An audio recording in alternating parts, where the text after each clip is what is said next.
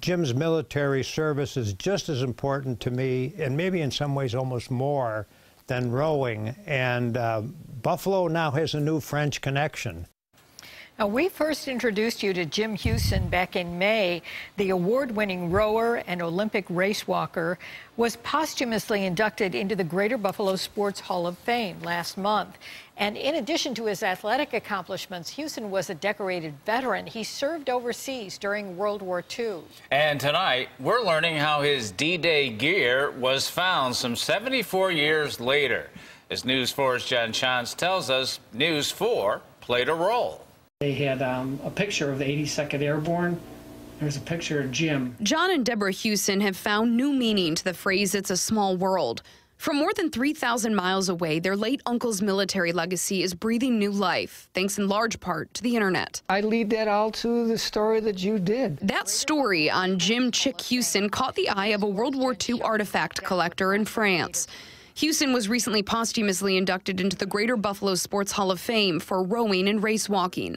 The Black Rock native also served with the 82nd Airborne during D-Day. He was a sergeant. We've always been so interested in his military endeavors. The collector emailed us looking for Hughson's family. He wanted to know if this was the same James Hughson whose D-Day paratrooper suspenders and belt were found near St. Mary Glaze, Normandy. And on the belt, they had a registration number. He cross-referenced that against the 82nd Airborne PIR list, and he found Jim's name matched up with that number. What was that like for you? Kismet. It was meant to be. To me, it was very, very emotional. Tom Graham used to row with Hughson, who hurt his back during that D-Day jump. He was told by the doctors he may never walk again. That wasn't the case. I saw him being carried and put in the boat to row. He resumed his training.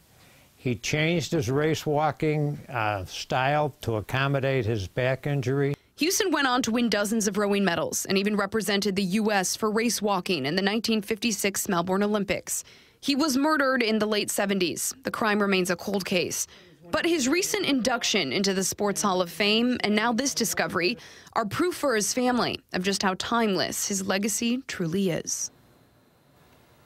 Now, John Hughson says his uncle's equipment will stay in Normandy. He says that's where it belongs. But until now, the belt and those suspenders, they were just nameless pieces of clothing. And now, as people walk by them, they will see Jim Hughson's photo and the story of the man who wore them.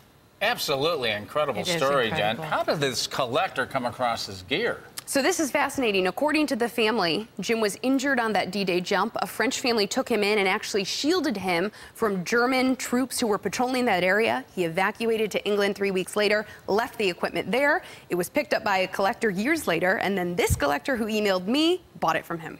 Wow. Small world. The internet makes it a very small world, doesn't it? I know you have more on this on WIVB.com if people want more information. Thank you, Jen.